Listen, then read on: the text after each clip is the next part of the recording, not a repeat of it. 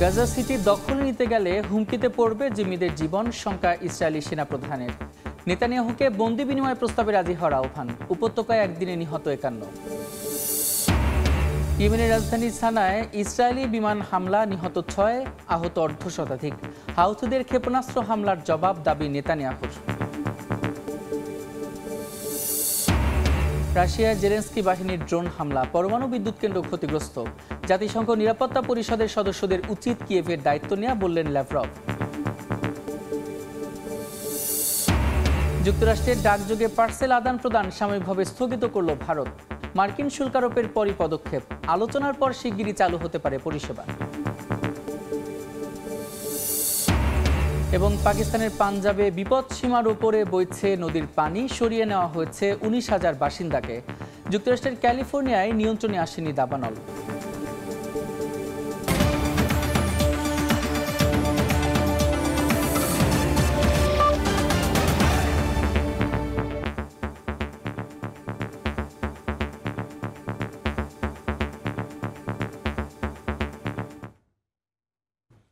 আন্তর্জাতিক সময়ের সঙ্গে আছি আমি সাদিক হাসান ইমন। গাজায় দুর্ভিক্ষের মধ্যেও চলছে ইসরায়েলি হামলা। দখলদারদের আগ্রাসনে একদিনে নিহত হয়েছেন 51 ফিলিস্তিনি। অনাহারে প্রাণ গেছে আরও 8 জনের। চলমান পরিস্থিতি নিয়ে গভীর উদ্বেগ জানিয়েছে জাতিসংঘ। এদিকে বন্দি বিনিময় প্রস্তাবে রাজি হতে নেতানিয়াহুর প্রতি আহ্বান জানিয়েছেন ইসরায়েলি সেনাপ্রধান। গাজা সিটি দখলে নিতে গেলে জিম্মিদের জীবন ঝুঁকিতে পড়তে পারে বলেও আশঙ্কা তার। গাজায় নেতানিয়াহু বাহিনীর আগ্রাসন যেন বেড়েই চলেছে। স্থানীয় সময় রোববার উপত্যকাটির বেশ কয়েকটি জায়গায় হামলা চালায় ইসরায়েলি সেনারা। এতে হতাহত হন অনেকে, এমনকি ত্রাণ সহায়তা সংগ্রহ করতে গিয়েও প্রাণ হারান বহু ফিলিস্তিনি। জাতিসংঘের ফিলিস্তিন শরণার্থী ত্রাণ সংস্থা UNRWA এর মহাপরিচালক ফিলিপ লাজারিনি গাজার পরিস্থিতি নরকের রূপ হিসেবে বর্ণনা করেছেন। বলেন, অনাহার গাজাকে আঘাতের চূড়ান্ত পর্যায়ে পৌঁছে দিয়েছে। আন্তর্জাতিক সহায়তা এবং সাংবাদিকদের প্রবেশের অনুমতি দেওয়া জরুরি বলে মন্তব্য করেন তিনি। গাজার সিভিল ডিফেন্স জানায় 6 আগস্ট থেকে জেইতৌন ও সাবরা এলাকার 1000-এর বেশি ভবন ধ্বংস হয়েছে। ধ্বংসস্তূপে শতাধিক মৃতদেহ আটকে আছে। চলমান গোলাবর্ষণ ও সড়ক জরুরি সরঞ্জামের অভাবে উদ্ধারকর্মীরা কাজ করতে পারছে না। এদিকে জরুরি সেবা সংস্থাগুলো জানায় পুরো গাজা এলাকার মধ্যে কোনো নিরাপদ স্থান নেই। এদিকে ফিলিস্তিনের স্বাধীনতাকামী সংগঠন হামাস দাবি করেছে গাজার বাসিন্দাদের লুকিয়ে রাখছে ইসরায়েল। তাদের সঙ্গে যোগাযোগকে বাধাগ্রস্ত করছে দেশটি। সম্প্রতি ইসরায়েলি সেনারা 3 মাস ধরে আটক থাকা 13 জন বন্দীকে মুক্তি দিয়েছে। হামাসের বক্তব্য, আন্তর্জাতিক নীরবতা এসব কর্মকাণ্ডকে আরও উৎসাহ যোগাচ্ছে। অর্জিতা শেহজিন, সময় সংবাদ। ফিলিস্তিনের গাজার মোট জনসংখ্যার 1/4 দুর্ভিক্ষের কবলে, দাবি জাতিসংঘের ক্ষুধা পর্যবেক্ষক সংস্থার। গাজার স্বাস্থ্য মন্ত্রণালয় বলছে, পুষ্টিহীনতায় মারা যাওয়া 200 জনের মধ্যে 112 জনই শিশু। সংস্থাটির দাবি, ত্রাণ নিতে গিয়ে নিহত 17 শতাধিক ফিলিস্তিনির মধ্যে শুধু বিতরণ কেন্দ্রেই দখলদার বাহিনীর হামলায় প্রাণ হারিয়েছেন 994 জন। তবে এই অভিযোগ প্রত্যাখ্যান করে গাজায় দুর্ভিক্ষের জন্য হামাস এবং দাতব্য সংস্থাগুলোকে দায়ী করেছেন নেতানিয়াহু। ভয়াবহ দুর্ভিক্ষের কবলে ফিলিস্তিনের অবরুদ্ধ গাজা উপত্যকা এতদিন মুখে বলে আসলেও এবার প্রথমবারের মতো স্বীকার করেছে জাতিসংঘ সমর্থিত বিশ্বের শীর্ষ ক্ষুধা পর্যবেক্ষক সংস্থা IPC। সংস্থাটি বলছে 10 লাখ জনসংখ্যার ফিলিস্তিনে গাজার 1/4 মানুষ দুর্ভিক্ষের মুখোমুখি, যার পুরোটাই মানবসৃষ্ট। IPCর প্রতিবেদন অনুযায়ী গাজায় প্রতি 5টি পরিবারের মধ্যে একটি পরিবার মারাত্মক ক্ষুধার যন্ত্রণা ভোগ করছে। পুষ্টিহীনতার শিকার হচ্ছে প্রতি 3 জনের মধ্যে 1-এর অধিক শিশু। এছাড়া অপুষ্টি থেকে নানা রোগে মারা যাচ্ছেন প্রতি 10,000-এর মধ্যে 2 জন। গাজার স্বাস্থ্য মন্ত্রণালয় বলছে, পুষ্টিহীনতায় নতুন করে আরও 2 জন সহ প্রাণহানি বেড়ে দাঁড়িয়েছে 273 জনে, যার মধ্যে 112 জনই শিশু। উপত্যকায় ইসরায়েল পরিকল্পিতভাবে খাদ্যদ্রব্য প্রবেশে বাধা দেওয়ার কারণে এমন পরিস্থিতির সৃষ্টি হয়েছে বলে জানিয়েছে সংস্থাটি। যদিও গাজায় দুর্ভিক্ষের জন্য হামাস ও দাতব্য সংস্থাগুলোকে দায়ী করেছেন ইসরায়েলের প্রধানমন্ত্রী বিনিয়ামিন নেতানিয়াহু। শত শত ট্রাক পড়ে থাকলেও জাতিসংঘের সহায়তা সংস্থাগুলো তা গ্রহণ করছে না বলে অভিযোগ ইসরায়েলের।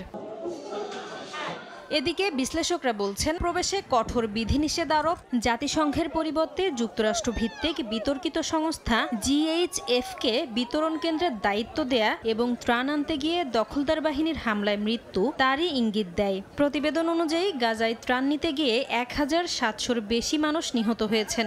এর মধ্যে GHF-এর ত্রাণ নেওয়ার সময় প্রাণ হারিয়েছেন 994 জন। নাসরিন রুমি, সময় সংবাদ। গাজাকে নিজেদের নিয়ন্ত্রণে আনার প্রচেষ্টায় পশ্চিমা বিশ্বের সমর্থন হারাচ্ছেন ইসরায়েলি প্রধানমন্ত্রী বেনিয়ামিন নেতানিয়াহু। সম্প্রতি রুশ গণমাধ্যম আরটিতে উঠে এসেছে এমন তথ্য। বিশ্লেষকদের ধারণা, গাজা যুদ্ধে কিছু সামরিক সফলতা পেলেও দীর্ঘমেয়াদে ইসরায়েলকে কূটনৈতিকভাবে একঘরে করে ফেলার পথে হাঁটছেন নেতানিয়াহু। জোর গলায় পশ্চিমা সমর্থনের বাণী শুনিয়ে গত 2 বছরে গাজায় নির্মম হত্যাযজ্ঞ চালিয়ে আসছে ইসরায়েল। প্রাথমিকভাবে হামাসের 7 অক্টোবরের হামলাকে কেন্দ্র করে তেল আবিবের পক্ষে ব্যাপক জনসমর্থন গড়ে ওঠে পশ্চিমা বিশ্বে। তবে বছর গড়াতেই পরিবর্তন হতে থাকে ইসরায়েলের কূটনৈতিক অবস্থান। বিপরীতে ফিলিস্তিনিদের পক্ষে জনমত গড়ে ওঠে। স্পেন, নরওয়ে, আয়ারল্যান্ড সহ অন্তত 15টি পশ্চিমা দেশ ফিলিস্তিনকে স্বীকৃতি দেয় এবং গাজাকে ফিলিস্তিনি কর্তৃপক্ষের অধীনে আনার ভবিষ্যৎ মডেল প্রস্তাব তোলে।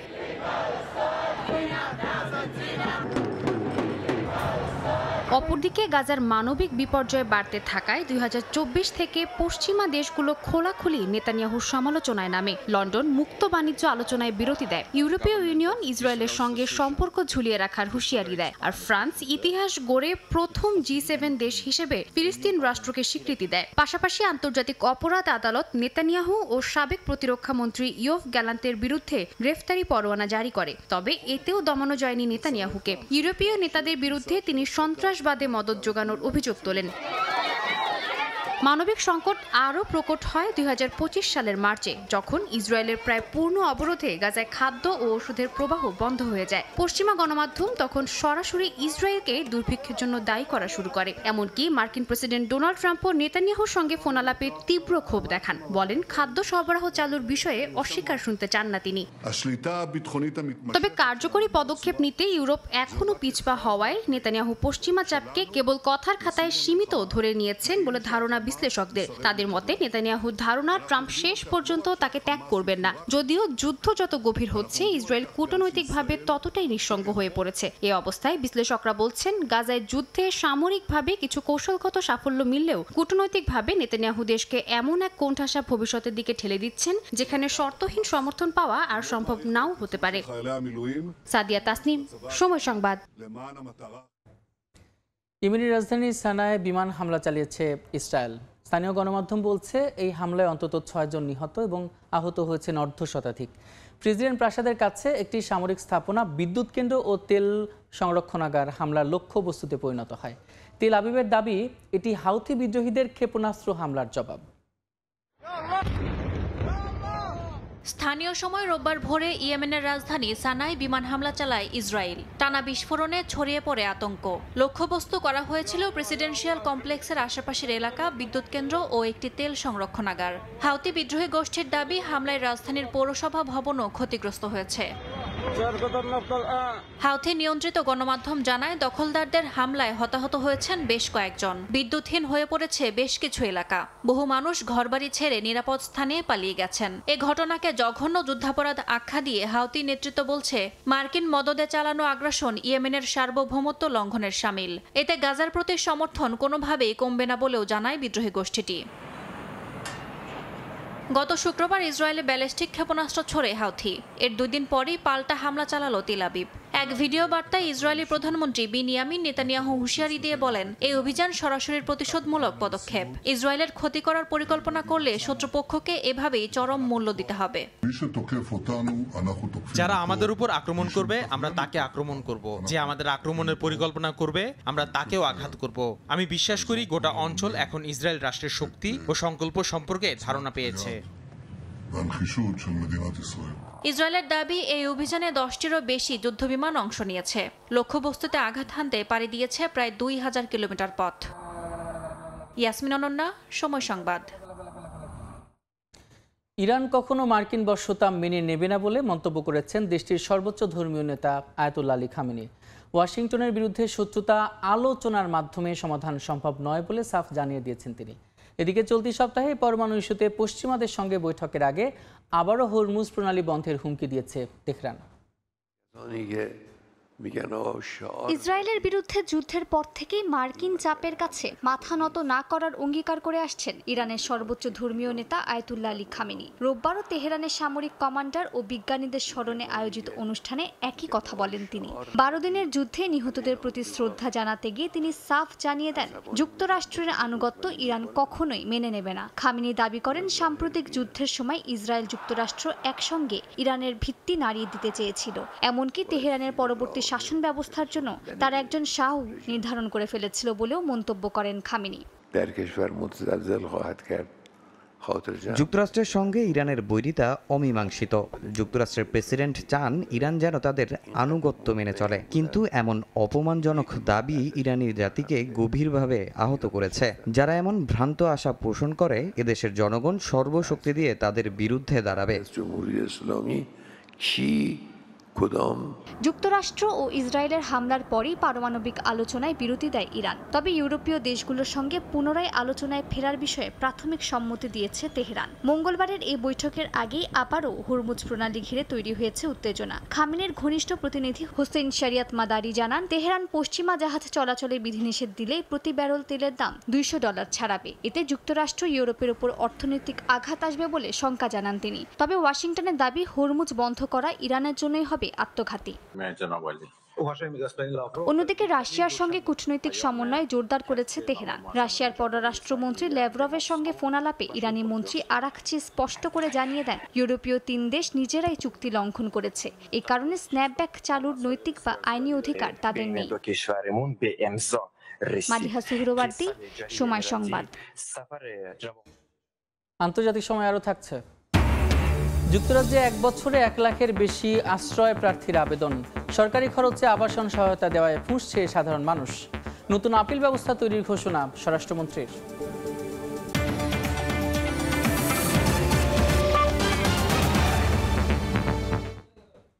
জাতিসংঘ নিরাপত্তা পরিষদের সদস্য রাষ্ট্রগুলোর ইউক্রেনের নিরাপত্তার দায়িত্ব নেওয়া উচিত বলে মন্তব্য করেছেন রুশ পররাষ্ট্রমন্ত্রী সের্গেই ল্যাভরভ।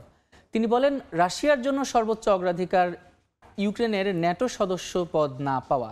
এদিকে কিয়েভে স্বাধীনতা দিবস উপলক্ষে এক অনুষ্ঠানে যোগ দেন প্রেসিডেন্ট ভলোদিমির জেলেনস্কি এবং কানাডার প্রধানমন্ত্রী মার্ক কার্নি। সংঘাত বন্ধের আলোচনার মধ্যেই রাশিয়ায় ড্রোন হামলা চালিয়েছে ইউক্রেন। এতে একটি পরমাণু বিদ্যুৎ কেন্দ্র এবং জ্বালানি স্থাপনা ক্ষতিগ্রস্ত হয়েছে।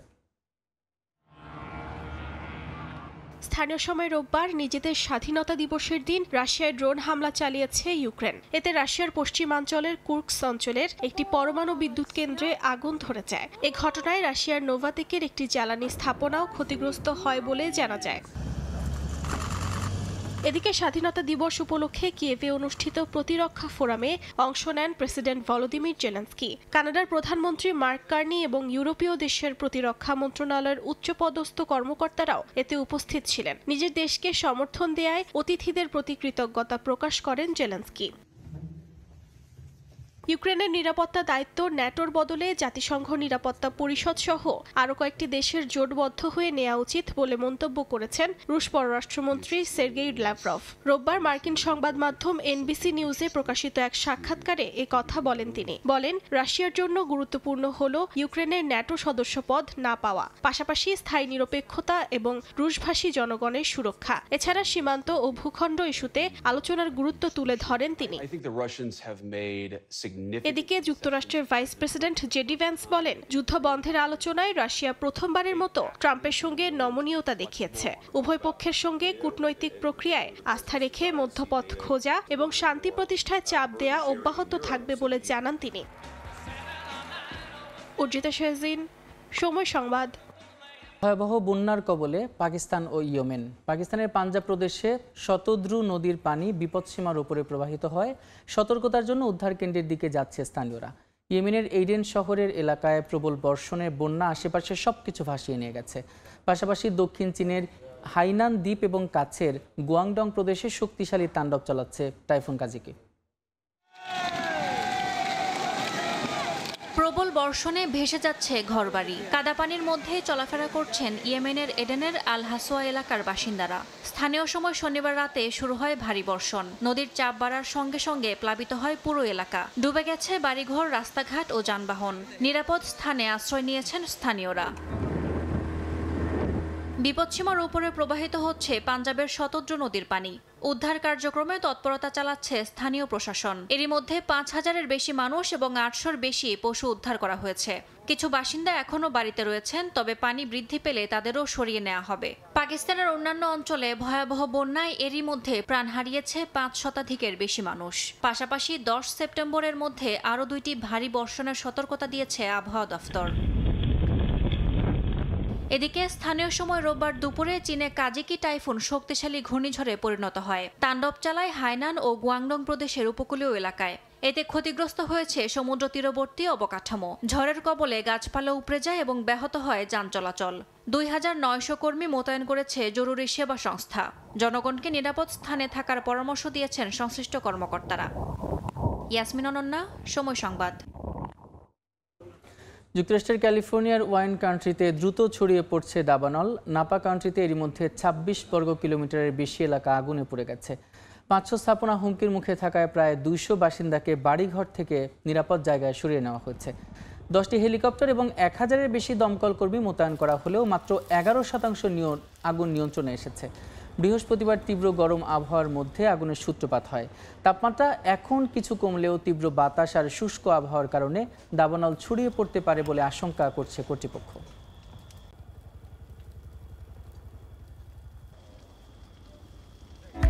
যুক্তরাষ্ট্রের ডাকযোগে পার্সেল আদান প্রদান সাময়িকভাবে স্থগিত ঘোষণা দিয়েছে ভারত। ডাকযোগে পাঠানো কম মূল্যের পার্সেল প্যাকেজের ওপর মার্কিন কাস্টমস শুল্ক আরোপের ঘোষণা দেওয়ার পর এই পদক্ষেপ নিল নয়াদিল্লি। ভারতের বাণিজ্য মন্ত্রণালয় জানিয়েছে, যুক্তরাষ্ট্রের সঙ্গে চলমান আলোচনার সমাধান পাওয়া গেলে দ্রুতই ডাক পরিষেবা পুনরায় চালু হতে পারে। এদিকে ইউরোপের কয়েকটি দেশেও সাময়িকভাবে যুক্তরাষ্ট্রের ডাকযোগে পণ্য পাঠানো বন্ধ রাখার সিদ্ধান্ত নিয়েছে। শুল্ক যুদ্ধের জেরে এবার যুক্তরাষ্ট্র ও ভারতের মধ্যে ডাকযোগে পণ্য আদান প্রদান বন্ধ হয়ে যাচ্ছে। ২৫শে অগাস্ট থেকে মার্কিন যুক্তরাষ্ট্রে পার্সেল পাঠানো সাময়িকভাবে বন্ধ ঘোষণা করেছে ভারতের ডাক বিভাগ। তবে ভারতের পাশাপাশি একই পদক্ষেপ নিয়েছে ইতালি সহ ইউরোপের কয়েকটি দেশ, কারণ মার্কিন কাস্টমস কম মূল্যের প্যাকেজের উপরও শুল্ক আরোপের ঘোষণা দিয়েছে। ভারতের ডাক বিভাগ শনিবার এক বিজ্ঞপ্তিতে জানায়, যুক্তরাষ্ট্রে ডাক পরিষেবা সাময়িকভাবে স্থগিত থাকলেও $100 পর্যন্ত মূল্যের চিঠি, নথি এবং উপহার সামগ্রী পাঠানো যাবে। গত ৩০শে জুলাই মার্কিন প্রেসিডেন্ট ডোনাল্ড ট্রাম্পের শুল্ক বাড়ানো নির্বাহী আদেশের পর এই সিদ্ধান্ত নেওয়া হলো। ২৯শে অগাস্ট থেকে নতুন এই সিদ্ধান্ত কার্যকর হবে। সম্প্রতি মার্কিন সরকার এক বিজ্ঞপ্তিতে জানিয়েছে, আগামী ২৯শে অগাস্ট থেকে তাদের দেশে যে কোনো মূল্যের পার্সেল পাঠালে তাতে শুল্ক দিতে হবে। আর এই শুল্ক দিতে হবে ইন্টারন্যাশনাল ইমার্জেন্সি ইকোনমিক পাওয়ার অ্যাক্টের শুল্ক পরিকাঠামো অনুযায়ী। ওই পরিকাঠামোয় কেবল ছাড় থাকবে $100 পর্যন্ত গিফট আইটেমে। এছাড়া যেসব ভারতীয় ডাক বিমান পরিবহন প্রতিষ্ঠানের নাম তাদের তালিকায় আছে, তারাই কেবল পণ্যবাহী উড়োজাহাজ নিয়ে যুক্তরাষ্ট্রে প্রবেশ করতে পারবে বলে জানিয়েছে যুক্তরাষ্ট্রের কাস্টমস কর্তৃপক্ষ।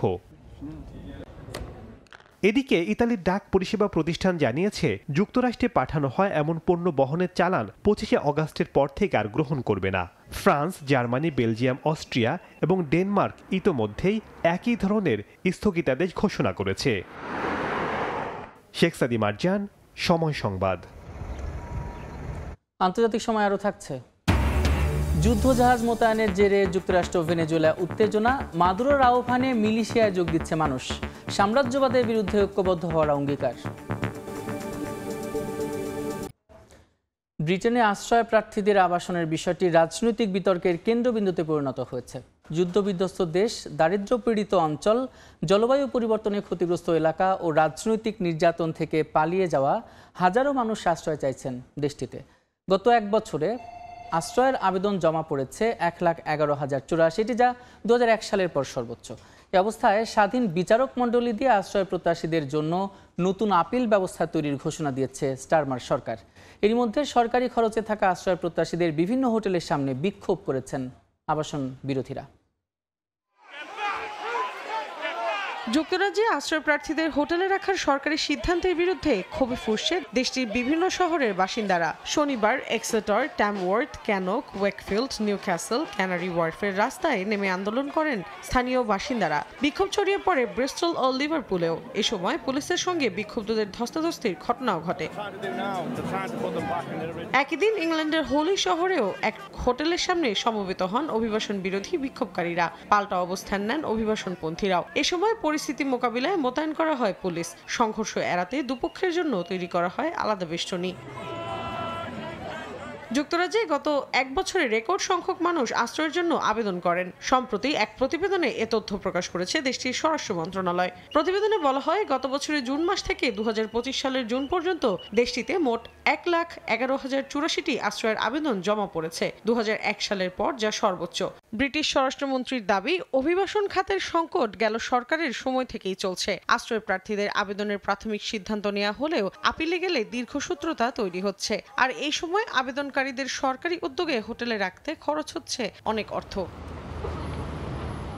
এমন পরিস্থিতিতে স্বাধীন বিচার মণ্ডলী দিয়ে আশ্রয় প্রার্থীদের জন্য নতুন আপিল ব্যবস্থা তৈরির ঘোষণা দিয়েছে স্টারমার সরকার। তাদের আশা, আদালতের চেয়ে এটি দ্রুত কাজ করবে। মৌসুমী সাথী, সময় সংবাদ। দেখছেন আন্তর্জাতিক সময়। ভেনেজুয়েলার প্রেসিডেন্ট নিকোলাস মাদুরোর আহ্বানে শত শত মানুষ যোগ দিচ্ছেন ন্যাশনাল বলিভারিয়ান মিলিশিয়ায়। যুক্তরাষ্ট্রের সঙ্গে সম্পর্কের টানাপোড়েনের মধ্যেই এই নাম লেখানো শুরু হচ্ছে রাজধানীর কারাকাসে। ভেনেজুয়েলার জলসীমায় মার্কিন যুদ্ধ জাহাজ মোতায়েন করায় দেশটির সার্বভৌমত্ব রক্ষায় এই পদক্ষেপ নেওয়া হয়েছে বলে জানান প্রেসিডেন্ট মাদুরো। শনিবার সকালে ভেনেজুয়েলার রাজধানী কারকাসের প্লাজা বলিভারে দেখা যায় দীর্ঘ লাইন। সরকারি চাকরিজীবী সহ নানা পেশার মানুষ সেখানে ভিড় করেছেন মিলিশিয়ার সদস্য হতে। তাদের দাবি, দেশের সার্বভৌমত্ব রক্ষার লড়াইয়ে অংশ নেয়াই তাদের মূল উদ্দেশ্য। প্রেসিডেন্ট নিকোলাস মাদুরোর আহ্বানে আমরা বলিভারিয়ান মিলিশিয়ায় নাম লিখিয়েছি, যেন কোনো সাম্রাজ্যবাদী শক্তি আর কখনো এই ভূখণ্ডে পা রাখতে না পারে।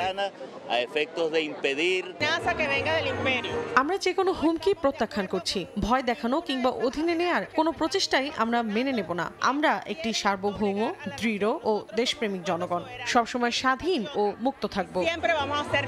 এদিকে কলম্বিয়ার নর্থ স্যান্টান্ডার সীমান্ত সড়কে ঝুলানো হয়েছিল বড় একটি বিলবোর্ড। সেখানে মাদুরো ও দেশটির স্বরাষ্ট্রমন্ত্রীর গ্রেপ্তারে মার্কিন পুরস্কারের বিজ্ঞপ্তি দেওয়া হয়। তবে কিছুক্ষণের মধ্যেই রহস্যজনকভাবে সেটি সরিয়ে ফেলা হয়। এর আগে ওয়াশিংটন থেকে পাঠানো হয় একটি উভচর স্কোয়াড্রন। 4000-এরও বেশি সেনা সদস্য নিয়ে 3টি যুদ্ধজাহাজের এই বহর ভেনেজুয়েলা উপকূলের দিকে অগ্রসর হচ্ছে বলে জানায় আন্তর্জাতিক সংবাদ মাধ্যম। যুক্তরাষ্ট্রের দাবি, লাতিন আমেরিকার মাদক চক্র মোকাবেলা করতেই এই যুদ্ধজাহাজ মোতায়েন। মাদুরো প্রশাসন মনে করছে, সাম্প্রতিক এই পদক্ষেপ ও নিষেধাজ্ঞার মাধ্যমে ক্ষমতাকে দুর্বল করার চেষ্টা করছে যুক্তরাষ্ট্র। তাই জাতীয় সার্বভৌমত্ব রক্ষায় নাগরিকদের মিলিশিয়ায় যুক্ত হওয়ার উদ্যোগকে বড় পদক্ষেপ হিসেবে দেখছে ভেনেজুয়েলা সরকার। ইয়াসিন মোহাম্মদ জিসান, সময় সংবাদ। দক্ষিণ কোরিয়ার সঙ্গে তীব্র উত্তেজনার মধ্যেই আবারও নতুন দুটি ক্ষেপণাস্ত্রের পরীক্ষা চালিয়েছে উত্তর কোরিয়া। স্থানীয় সময় শনিবার এই উৎক্ষেপণটি সরাসরি পর্যবেক্ষণ করেন কিম জং উন। এ বিষয়ে দেশটির রাষ্ট্রীয় গণমাধ্যম জানায়, ক্ষেপণাস্ত্রগুলোতে উন্নত যুদ্ধ সক্ষমতা ও প্রযুক্তি ব্যবহার করা হয়েছে, যা ড্রোন ও ক্রুজ মিসাইল ধ্বংস করার ক্ষেত্রে অত্যন্ত কার্যকর। তবে কোথায় পরীক্ষা চালানো হয়েছে সে বিষয়ে বিস্তারিত জানানো হয়নি।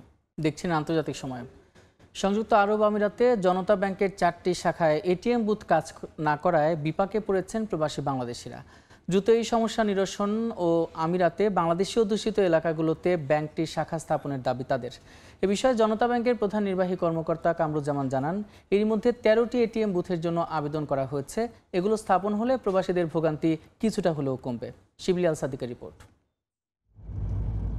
প্রবাসী বাংলাদেশি শ্রমিকদের আর্থিক লেনদেনের জন্য সংযুক্ত আরব আমিরাতে জনতা ব্যাংক স্থাপিত হয়। ধীরে ধীরে আবুধাবি, আলাইন, দুবাই ও শারজায় এটির শাখা খোলা হয়। তবে এর আধুনিক সেবা কার্যক্রম নিয়ে প্রবাসীদের মাঝে আছে মিশ্র প্রতিক্রিয়া। অনেকের অভিযোগ, গেল বছর থেকে 4টি শাখার এটিএমগুলো কাজ করছে না। এতে টাকা জমা ও তুলতে সমস্যায় পড়ছেন প্রবাসীরা। জনতা ব্যাংকের সার্ভিসের যেন আন্তর্জাতিক মানের, যত ইজিতে রেমিটেন্স পাঠাতে পারবো আমরা তত বেশি রেমিটেন্স যাবে।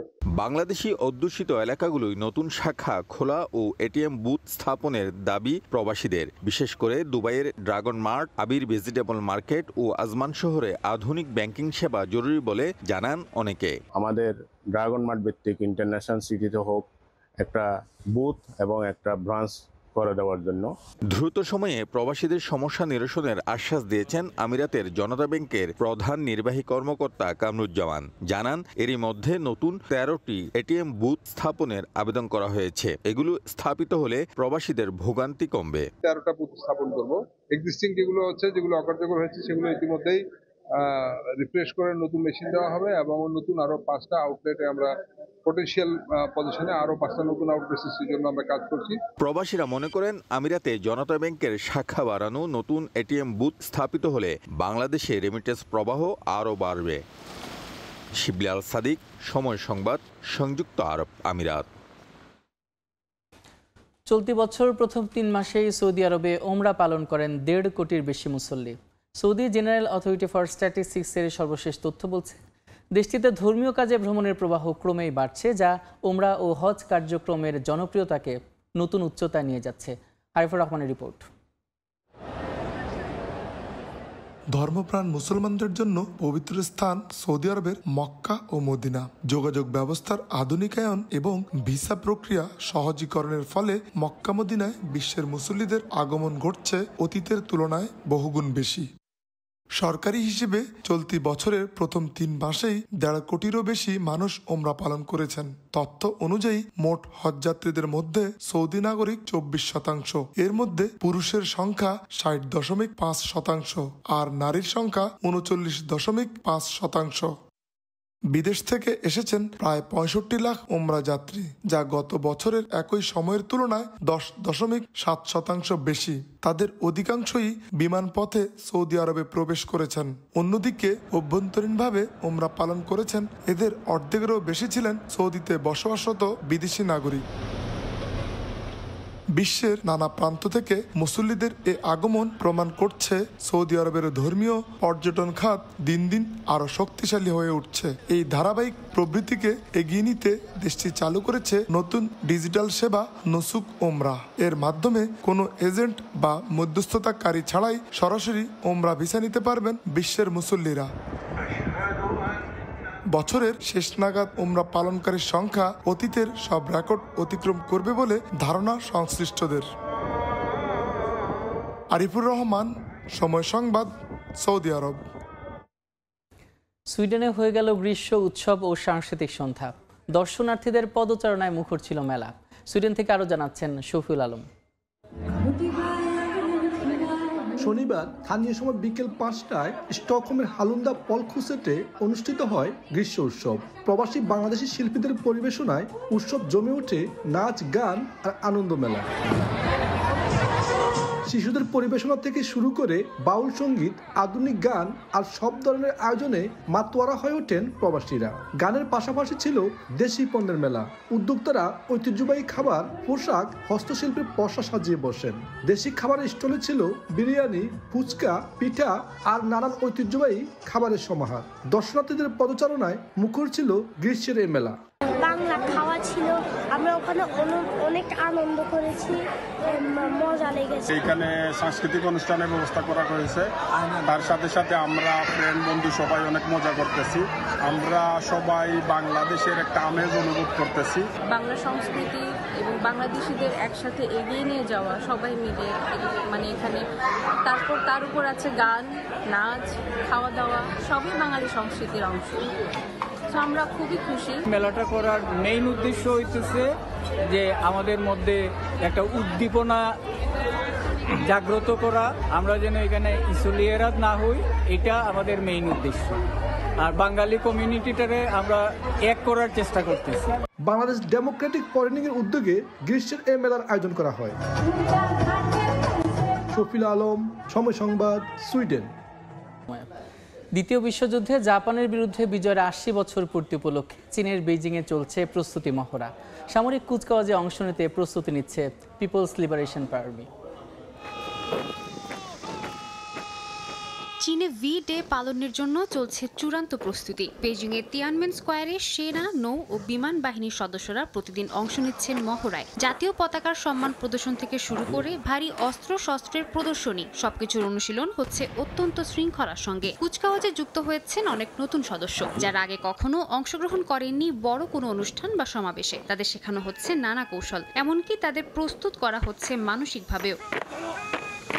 মাত্র কয়েকশো মিটারের এই পদচারণায় সৈন্যদের মুখোমুখি হতে হবে নানা জটিলতার। পরিবর্তন করতে হবে 4 ধরনের পদচারণা, কখনো দ্রুতগতি আবার কখনো ধীর গতি। সকল অবস্থাতেই বজায় রাখতে হবে ভারসাম্য। তবে এই দলের পদচারণায় থাকবে না কোনো বাদ্যযন্ত্র, পা মেলাতে হবে কামানের গর্জনে, যা তাদের দাঁড় করাবে সবচেয়ে কঠিন পরিস্থিতিতে। দলের নেতৃত্ব থাকবে সামনের সারির 3 স্কোয়াড লিডারের কাঁধে। চকচকে তলোয়ার হাতে ঠিক রাখতে হবে ছন্দ, প্রতিটি ভঙ্গি হতে হবে একই রকম। তাদের ওপরেই নির্ভর করবে পুরো ইউনিটের তাল। 7টি কমান্ডের পর নিখুঁতভাবে থামাতে হবে মার্চ, যেখানে মনোযোগী হতে হয় সকল সদস্যকে। তবে সবচেয়ে বড় দায়িত্ব থাকে পতাকা বাহকের, কারণ পতাকা খোলার মুহূর্তকে ঘিরেই তৈরি হয় আবেগঘন পরিবেশের। তীব্র রোদে ঘন্টার পর ঘন্টা দাঁড়িয়ে জুতার কোণ থেকে শুরু করে নিঃশ্বাসের শব্দ সবই অনুশীলনের মাধ্যমে ঠিক করে নিচ্ছেন সেনারা। প্রত্যাশা কেবল একটি মুহূর্তকে সুন্দরভাবে তুলে ধরা। আগামী 3 সেপ্টেম্বর দ্বিতীয় বিশ্বযুদ্ধে জাপানের বিরুদ্ধে বিজয়ের 80 বছর পূর্তি উদযাপন করবে চীন। সাদিয়া তাসনিম, সময় সংবাদ। আন্তর্জাতিক সময়ের শীর্ষ সংবাদগুলো জানিয়ে দিচ্ছে আরেকবার। গাজা সিটি দখলে নিতে গেলে হুমকিতে পড়বে জিম্মিদের জীবন, শঙ্কা ইসরায়েলি সেনাপ্রধানের। নেতানিয়াহুকে বন্দি বিনিময় প্রস্তাবে রাজি হওয়ার আহ্বান। উপত্যকায় একদিনে নিহত 51। ইয়েমেনের রাজধানী সানায় ইসরায়েলি বিমান হামলা, নিহত 6, আহত অর্ধশতাধিক। হাউথিদের ক্ষেপণাস্ত্র হামলার জবাব, দাবি নেতানিয়াহুর। এবং রাশিয়ায় ইউক্রেনের ড্রোন হামলা, পরমাণু বিদ্যুৎ কেন্দ্র ক্ষতিগ্রস্ত। জাতিসংঘ নিরাপত্তা পরিষদের সদস্যদের উচিত কিয়েভের নিরাপত্তার দায়িত্ব নেওয়া, বললেন ল্যাভরভ।